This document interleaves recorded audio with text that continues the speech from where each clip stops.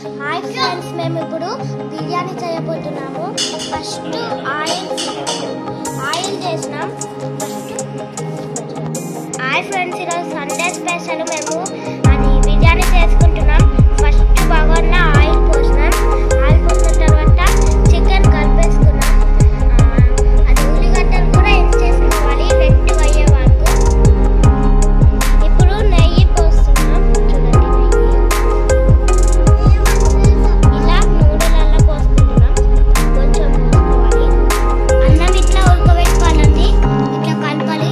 చూడండి, ఇట్లా మీకు ఇష్టమైన రైస్ వేసుకోవచ్చు. మేమైతే ఇది వేసుకున్నాం. ఉడికే వరకు పెట్టుకోవాలి. ఇప్పుడు మిరపకాయలు వేయాలండి. మిరపకాయలు వేసి మంచిగా కలపాలి. కలిపినాక అన్నం ఇట్లా చూసుకోవాలి. ఉడుకుతుందనే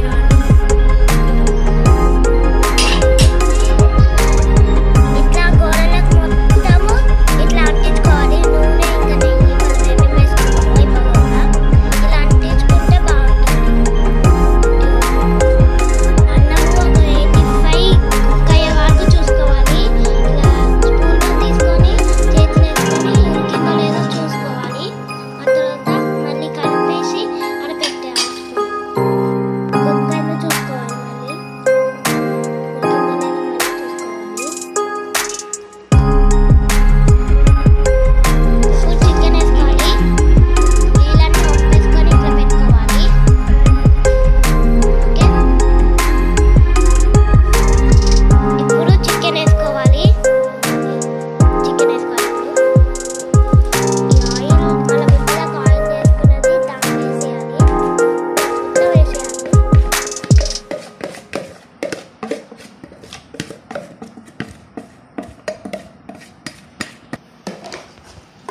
కలపాలి. ఇప్పుడు కలుపుకోవాలి. నూనె కూడా మంచిగా ఉంటుంది.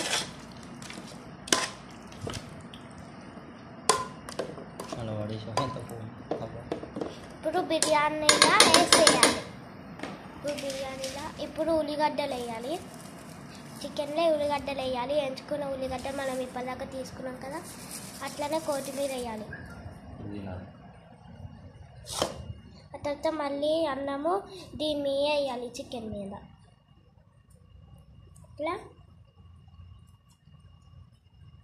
లేయర్ లాగా వేసుకోవాలి.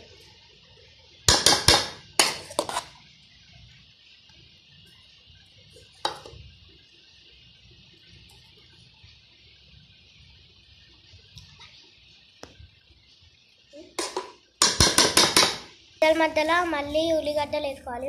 మధ్యలో మనం వేయించుకున్న ఉల్లిగడ్డలు. ఇప్పుడు మళ్ళీ పుదీనా వేసుకోవాలి. మసాలా కోసం అన్నము ఇలా మనం చికెన్ కలిపలేమో అల్లు వేసేయాలి. కొంచెం వేసేసి ఇలా కలిపేసి మళ్ళీ అల్లు వేసేయాలి మసాలా కోసం.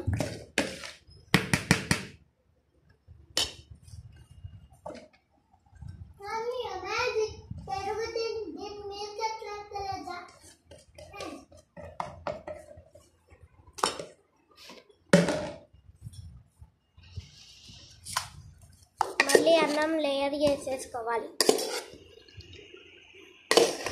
ఇక మొత్తం వేసేయచ్చు. మళ్ళీ కొంచెం ఉంచవచ్చు. ఇక్కడ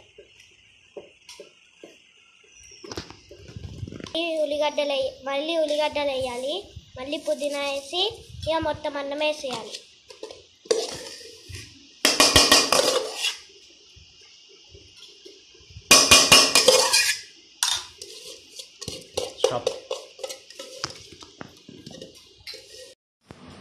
మళ్ళీ లేయర్గా మొత్తం వేసేసుకొని లేయర్గా వేసేసి మళ్ళీ ఉల్లిగడ్డలు వేసేసుకోవాలి మీద.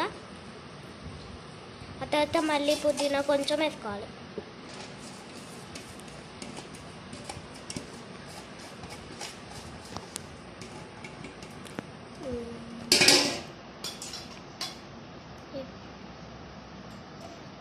ఇప్పుడు పుదీనా వేసేసుకోవాలి.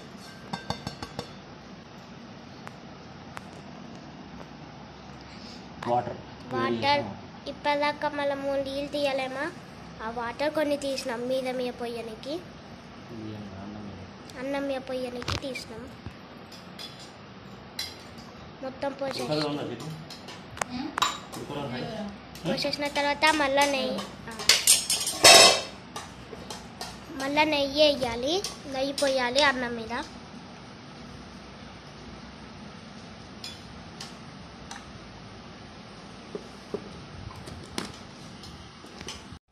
ఇట్లా ఒక ఫ్రెష్ బట్ట తీసుకోవాలి, దీని మీద ఇలా కప్పేసి మూత పెట్టేయాలి, బౌల్లో పెట్టేయాలి మూత. ఆ తర్వాత ఇట్లా కప్పేసి మళ్ళా దాన్ని కప్పేసి ఒక వెడల్పు పెంక తీసుకొని పెట్టేసుకోవాలి పొయ్యి మీద, మంట అంటియాలి. ఆ తర్వాత మనం ఇప్పటిదాకా తయారు చేసుకున్న బిర్యానీ కూడా ఇలా పెట్టేయాలి.